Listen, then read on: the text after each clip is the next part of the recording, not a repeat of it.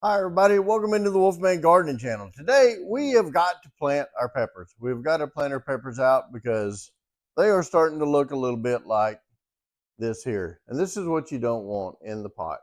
You don't want these things going to flower because it's sending a message to the plant that it's ready to flower, which means its active root growth and stem growth are putting all of its effort instead into flowering and fruiting.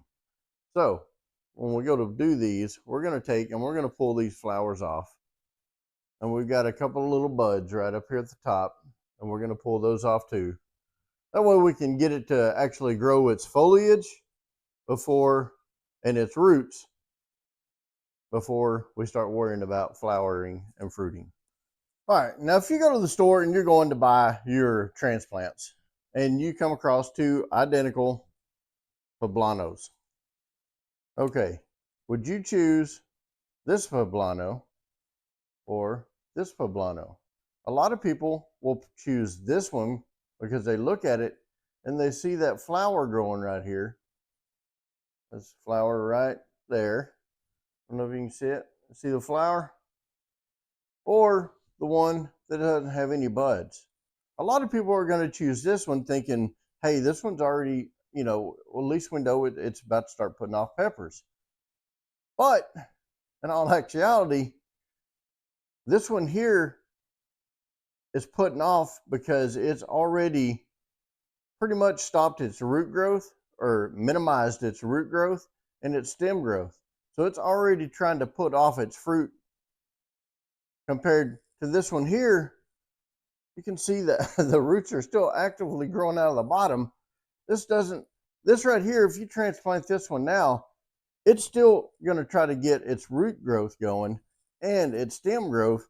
And that's what you want before it starts putting out flowers, because you want a good, tall, healthy pepper plant before it starts putting out flowers.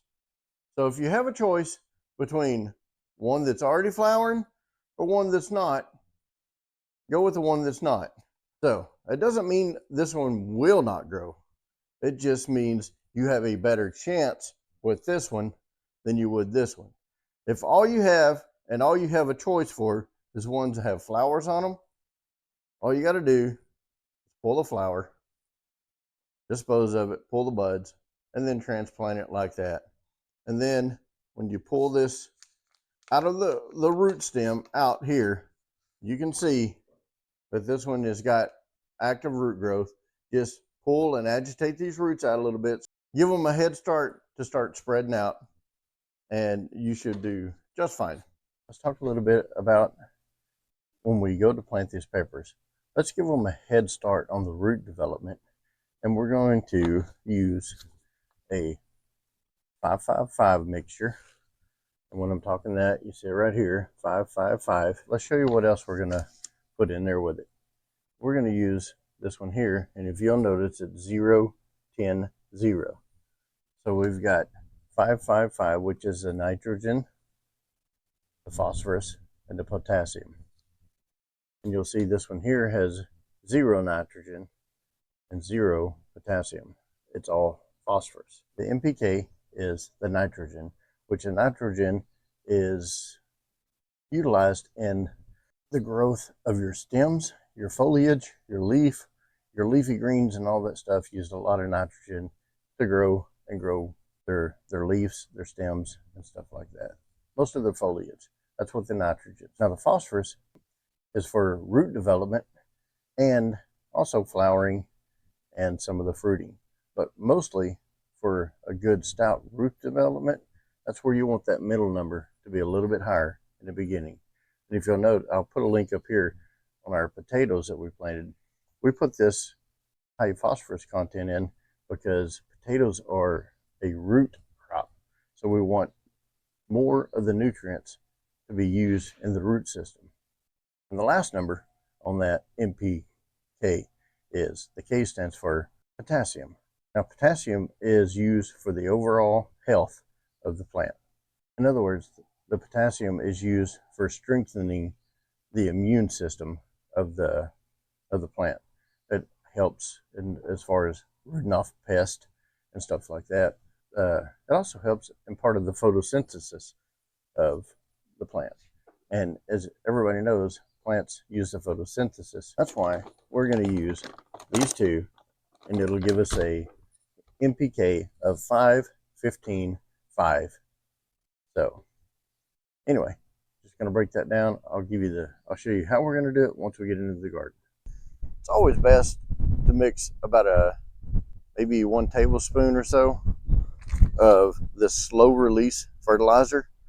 So this fertilizer is going to take time to break down this organic matter in order to make it usable for your plants. So it's a slow release over time, and it's going to allow us to not have to fertilize near as much throughout the season. Like I said, about 1 tablespoon, 1 teaspoon or so. It's not real. You just don't want to put a whole lot. And about the same amount. We're going to do 2 teaspoons or tablespoons of the 555.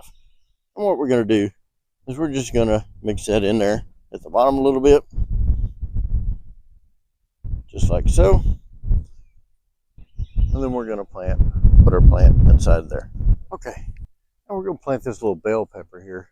It's a little purple bell, and we're going to bury this up to about right here. We're going to bury all this plus the root system.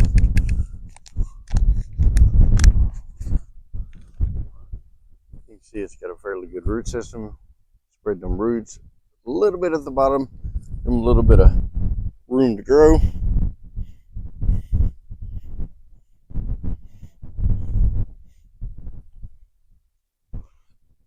And just like so. That's got all the nutrients, everything it needs to be a healthy, beautiful purple bell pepper. And there we have it. Appreciate y'all staying with me to the very end.